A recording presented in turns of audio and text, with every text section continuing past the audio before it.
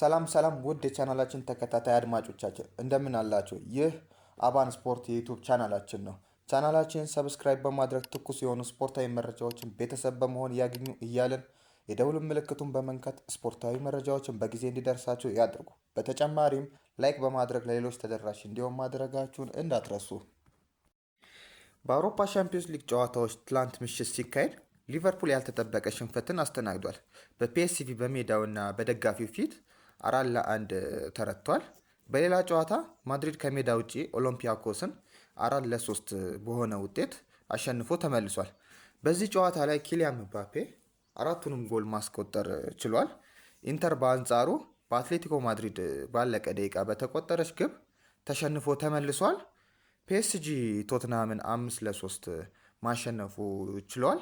በዚህ ጨዋታ ላይ ቪቲኒያ ሃትሪክ ሰርቷል።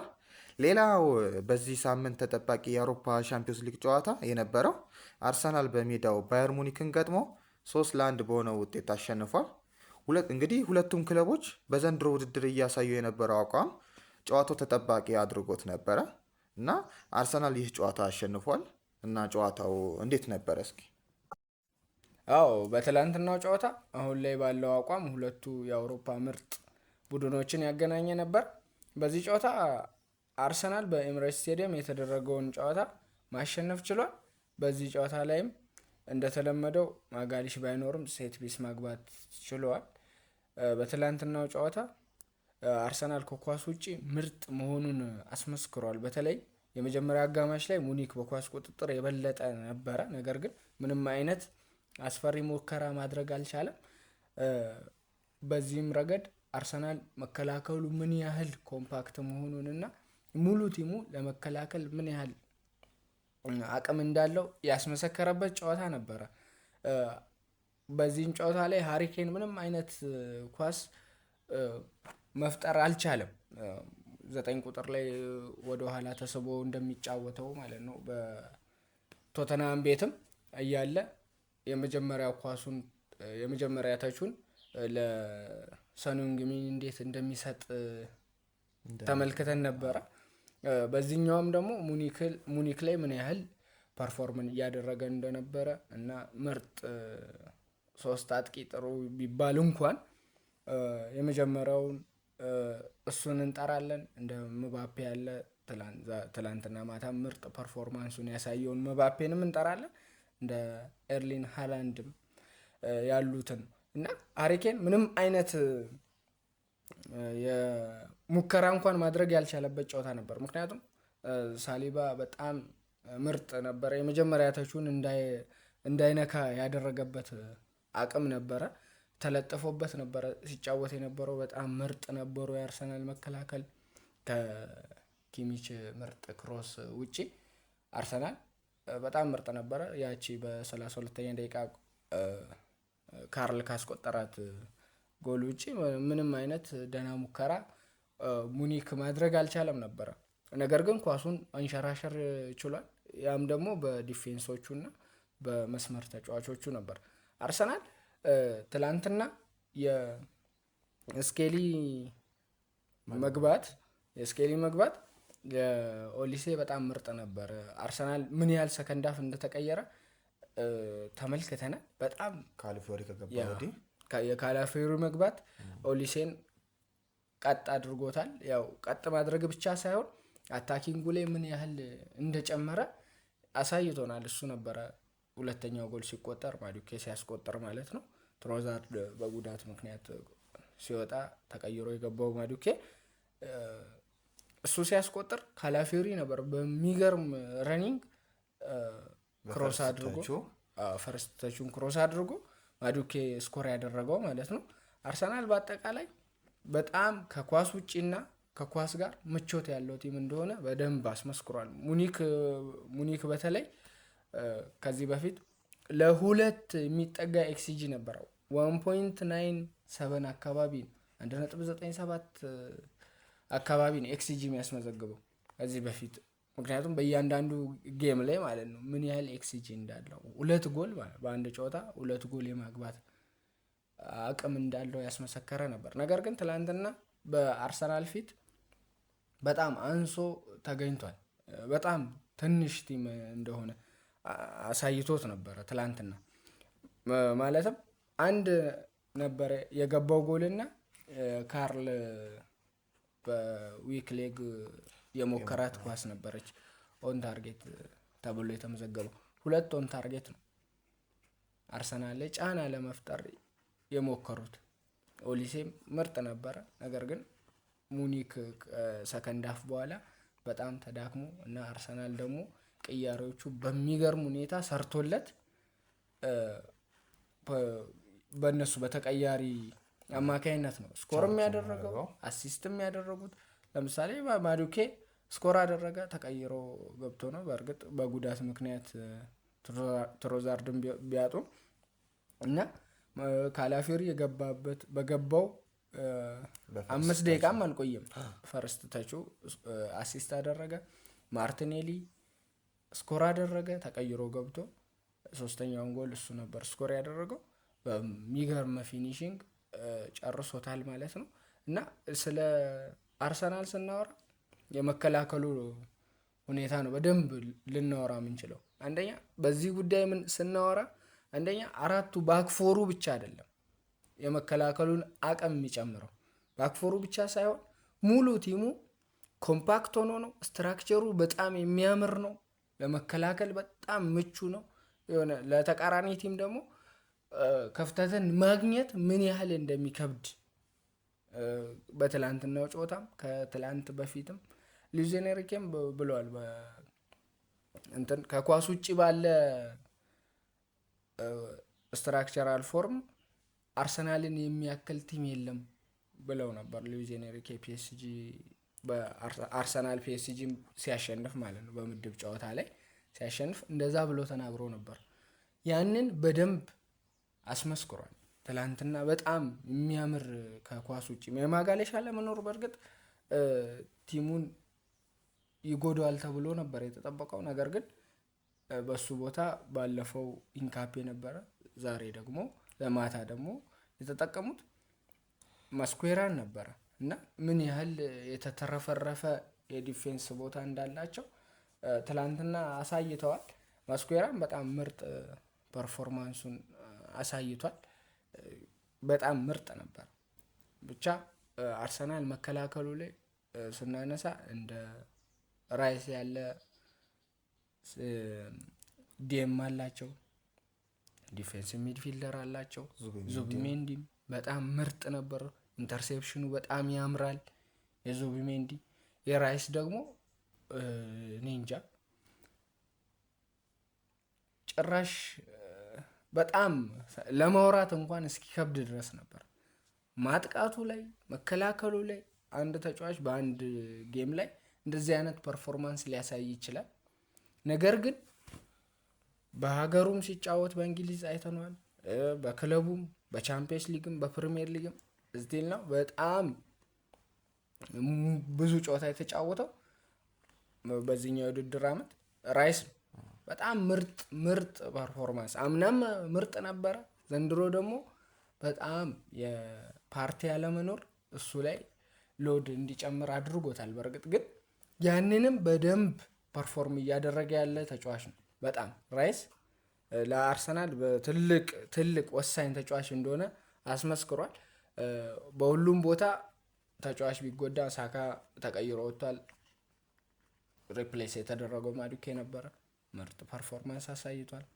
በዚህ በኩል ትሮሳርድ ተጎዳ፣ ማዱኬ ገባ። ነገር ግን ማርቲኔሊ ነበረ ሳካን ቀይሮ ሲገባ በትሮሳርድ ቦታ የመጣው ማለት ነው።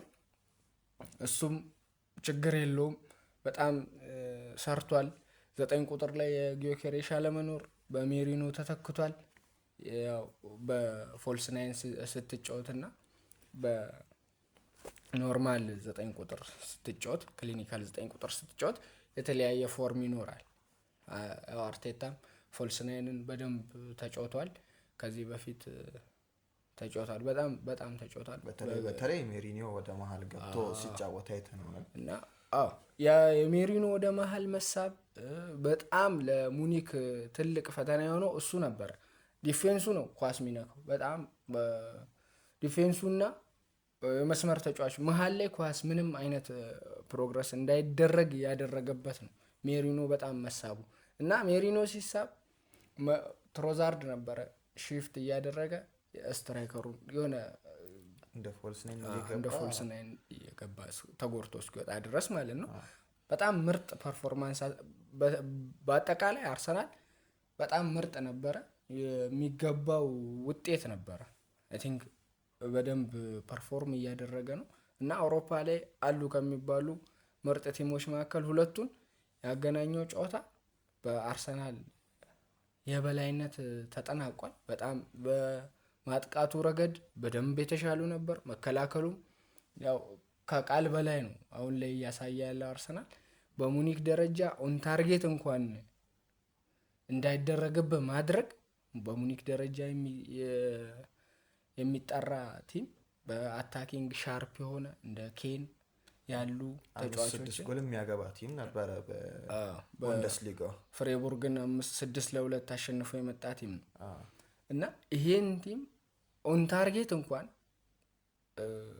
እንዳያደርግ ማድረግ የቻለ ቲም አይ ቲንክ አሁን ላይ ምርጡ በአውሮፓ ከሚገኘው ምርጡ ቲም አርሰናል ነው በድፍረት መናገር እችላለሁ እሱን።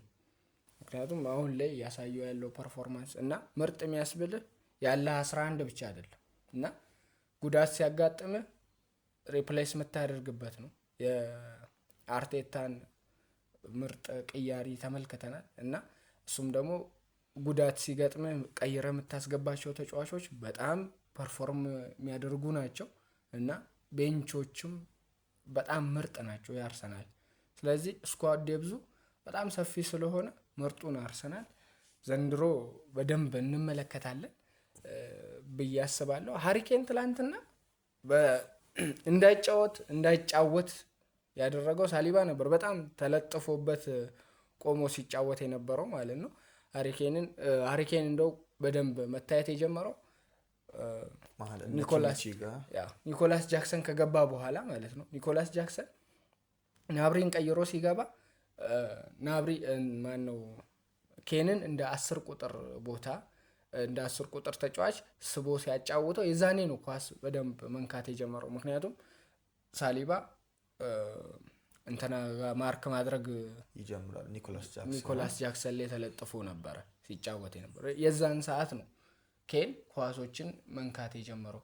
ኪሚሽ ግን ትላንትና ካርልስ ያገባ ክሮስ ያደረገው ለናብሪ በጣም የሚገርም ሚድፊልደር እንደሆነ የሚያሳይ ፐርፎርማንስ ነበረ ያሳየው ኪሚች። በአጠቃላይ ብቻ አርሰናል ሞር የተሻለ ቲም ነበረና ይገባዋል። ወደ 8 ኦን ታርጌት ነው ያደረገው፣ ከዛ ውስጥ 3ቱን አስቆጥሯል። በጣም ምርጥ ፐርፎርማንስ አሳይቷል አርሰናል። ይገባዋል ብዬ ነው ማስበው የትላንትናው ጨዋታ እና አሁን ላይ እያሳየ ባለው ፐርፎርማንስ ደግሞ የአውሮፓን ሻምፒየንስ ሊግን ለማሸነፍ ትልቅ ግምት ከተሰጠው ቲሞች መካከል አንደኛውና ዋነኛው ነው፣ ቀዳሚው ማለት ነው። በፕሪሚየር ሊጉም እያሳየ ያለው ምርጥ ፐርፎርማንስ አይ ቲንክ ለፕሪሚየር ሊጉም ለቻምፒየንስ ሊጉም ለ4 ዋንጫ እየተጫወተ እንዳለ ቲም እየተጫወተ ያለው በጣም የሚገርም ፓሽን ነው የሚያሳዩን ተጫዋቾቹ። በጣም ለማሸነፍ ያላቸው ወኔ በጣም ምርጥ ነበረ። ብቻ በአጠቃላይ አርሰናል ትላንት ይገባው ነበር። አዎ አሪፍ ጨዋታን ተመልክተናል። አርሰናል በምርጥ አቋም አሳይቶናል። በተለይ በሪያሊቲ ቼክ ይሆናል ተብሎ የቀረበለትን ሙኒክ በሚገባ ተወጥቶታል። በሌላ በኩል ሊቨርፑል በሜዳው አንፊልድ ብዙ ነጥቦችን እየጣለ ይገኛል። አርነ ስሎት ወዴት እየሄደ ነው? ትላንት ምሽት በሜዳው 4-1 በሆነ ሰፊ ውጤት ተሸንፏል። በፕሪሚየር ሊጉም በሜዳው በኖቲንጋም 3-0 መሸነፉን እናስታውሳለን። የሊቨርፑል ትልቅ አቋም መውረድ እየታየበት ይገኛል እና ይህንን እንዴት ታየዋለክ? ሊቨርፑል በዘንድሮ የውድድር ዓመት በጣም እየተቸገረ ይገኛል። የአምና ሻምፒዮን እንደዚህ መውረድ በጣም የሚያስገርም ነው። በተለይ ከ500 ሚሊዮን በላይ ወጪ አውጥቶ ተጫዋቾችን ያስፈረመ ከመሆኑ አኳያ በዚህ ደረጃ መውረዱ ብዙዎቹን ያነጋገረ ጉዳይ ነው። ሊቨርፑል ያለፉትን 12 ጨዋታዎች በ9 ሲሸነፍ ከዚህም ውስጥ በአራቱ በሜዳው እና በደጋፊው ፊት ነው የተሸነፈው። አርነ ስሎት ቡድኑን ማኔጅ ማድረግ ያቃተው ይመስላል። ሊቨርፑል በጣም ምርጥ ስብስብ ያለው በተለይ ከፊት ለፊት በኩል ፎርዋርዱ በጣም ምርጥ አታኪንግ ያላቸው ናቸው። የአምና 29 ጎል ኮከብ ጎል አግቢ የበላ ተጫዋች ያለው ስብስብ ነው እና አይዛክን በኒውካስትል ቤት በጣም እናውቀዋለን። ኤኪቲኬም ደግሞ መጥቶ ፐርፎርም ያደረገበትን እናስታውሳለን። እንደዚህ አይነት ምርጥ የፊት መስመር ስብስብ ያለው ቲም ነው እና ይሄንን ደግሞ እንዴት አድርጎ ማኔጅ ማድረግ እንዳለበት የከበደው ይመስላል አርነ ስሎት። እሱ 500 ሚሊዮን ፓውንድ ወጪ ከ500 ሚሊዮን ፓውንድ በላይ ወጪ አውጥቶ ያመጣቸው ተጫዋቾች እንደ ኬርኬዝ፣ ዊርትዝ፣ አይዛክ፣ ኪቲኬ፣ ፍሪምፖንግ የመሳሰሉ ተጫዋቾችን መጥቀስ እንችላለን እና እነኚህ ተጫዋቾች ፐርፎርም አላደረጉለትም። አይ ቲንክ ለአርነ ስሎት በተለይ የፍሪምፖንግ ነገር በጣም አሳሳቢ ነው። ምክንያቱም ሊቨርፑል የትሬንትን ቦታ ለመድፈን ሲል ፍሪምፖንግን ነው ያመጣው። ከዛ ይልቅ ብራድሊን ነው እየተጠቀመ ያለው አሁን ላይ። ኬርኬዝም በሌፍት ባክ በኩል ኬርኬዝን አምጥቷል። ኬርኬዝም እንደተጠበቀው በተጠበቀበት ልክ ፐርፎርም እያደረገ አይደለም። ከሱ በተሻለ ፐርፎርም የሚያደርገው አምና ቲም ውስጥ የነበረው ሮበርትሰን ነው እና እሱንም ለምን መጠቀም እንዳልፈለገ በትላንትናውም ጨዋታ ለምን መጠቀም እንዳልፈለገ ትንሽ አከራካሪ ነው እና ከፊት ለፊት ደግሞ በጣም ከዋክብቶችን የያዘ ቲም ነው እና ያንን እንዴት ማኔጅ ማድረግ እንዳለበት የከበደው ይመስላል። ሳላ አምና 29 ግቦችን በፕሪሚየር ሊግ ሲያስቆጥር የነበረው ፐርፎርማንስ ዘንድሮ በጣም የወረደ ነው። ይሄም የሆነበት ምክንያት የሳላን ቦታ ብዙ ሰው እየገባበት ስለሚገኝ ነው። የአምናውን ፎርሜሽን ሲይዝ በተለይ ሚድ ፊልድ ትሪው ላይ በጣም ምርጥ ይሆናል እንደ ማካሊስተር፣ ግራቨንበርክና ሶቦዝ ላይን ሲጠቀም ማለት ነው። ያም ከ100 ሚሊዮን በላይ ፈሰስ አድርጎ ያመጣውን ዊርትዝን ለመጠቀም ሲል ይህንን ትሪ ሶስቱን ሚድፊልዶች እሱን ይበትናል እና ሲበትን ደግሞ ዊርትዝ ገና ይቀረዋል። ያው ምርጥ ተጫዋች እንደሆነ ጥያቄ የለውም፣ ግን በጣም ይቀረዋል። ለዛ ያንን ቦታ እንትን ለማድረግ ሲል ከቨር ለማድረግ ሲል በጣም እየበጠበጠው እንደ ኢኪቲኬ ነው። አይ ቲንክ በጣም ምርጥ ፐርፎርም እያደረገ ከሚገኙ ከመጡት ከአዲሱ ፈራሚዎች ማለት ነው፣ ሊቨርፑል ቤት ከመጡት ከአዲሱ ፈራሚዎች አሪፍ አቋም እያሳየ ያለው ኢኪቲኬ ነው። የእሱም ቦታ ላይ ደግሞ ሌላ ተጨማሪ አጥቂ ያለ አይዛክ ኒውካስትል ቤት ምን ያህል ምርጥ ሁሉም ቲሞች የሚመኙት አይነት አጥቂ ነው። ያው እሱ የእሱ አለመቻል አይደለም ሊቨርፑል ቤት ምርጥ ፐርፎርማንሱ እንዳያሳይ ያደረገ ያለው የማኔጅመንት ችግር ነው። አርነ ስሎት በምን አይነት መልኩ እነኚህን ቲሞች በ90 በ130 በ120 ያመጡትን ተጫዋች በምን አይነት መልኩ ማኔጅ አድርጎ ያጫውታል የሚለው ትልቅ የራስ መታት የሆነባቸው ይመስላል ሊቨርፑል ቤት ማለት ነው። አርነ ስሎት በጣም የተቸገሩት በዚህ ምክንያት ይሆናል እና ሌላው ዲፌንሱ ላይ በጣም ችግር አለ። ኮናቴ አሁን ላይ እያሳየ ያለው ፐርፎርማንስ በጣም የወረደ ነው። የቫንዳይክ አጣማሪ ይሆናል ተብሎ የቀረው እሱ ነው። ምክንያቱም ያላስፈረሙትም በዛ ጉሂ ነበረ ሊያስፈርሙት የነበረው፣ በመጨረሻ ሰዓት የተፈጠረው ነገር ሊቨርፑል ቤት እንዳይገባ አድርጎታል እና ሊቨርፑልም ትልቅ ፈተና የገጠመው በዚህ ነው። ያመጡት ተጫዋቾች ፐርፎርም አላደረጉም። ያሉት ተጫዋቾችም ደግሞ የአቋም መውረድ በጣም ይስተዋላል እና ሊቨርፑል በዚህ ምክንያት በጣም የተቸገረ ይመስላል። የአርነ ስሎት ጉዳይም ጥያቄ ውስጥ እየገባ ያለ ነው። ሊቨርፑል በሜዳው ውጤት እያጣ ይገኛል። በተለይ ትላንት ምሽት ጨዋታ ላይ ደጋፊዎች በ83ኛ ደቂቃ ላይ ከሜዳ ሲወጡ ተስተውሏል። በስሎት ላይ ያላቸው እምነት ጥያቄ ውስጥ ገብቷል። እናንተስ የሊቨርፑል ደጋፊዎች በአርነ ስሎት ላይ ያላቸው አስተያየት ምንድን ነው? ኮሜንት ላይ አስቀምጡልን እያልን የዛሬ ፕሮግራማችንን በዚህ ያጠናቀናል። እስከ ፕሮግራማችን ፍጻሜ ድረስ አብረናችሁ የቆየ ነው እኔ አኒስ አህመድ እና አብርሃም ዳንኤል ነበር። አብራችሁን ስለነበራችሁ ከልብ እናመሰግናለን። ሰብስክራይብ ያላደረጋችሁ ሰብስክራይብ አድርጉ። ሰብስክራይብ ያደረጋችሁ ደግሞ ተጨማሪ መረጃ እንዲደርሳችሁ የደውል ምልክቱን ተጫኑ። የዛሬ ፕሮግራማችን ይህን ይመስላል። መልካም ቀን ይሁንላችሁ።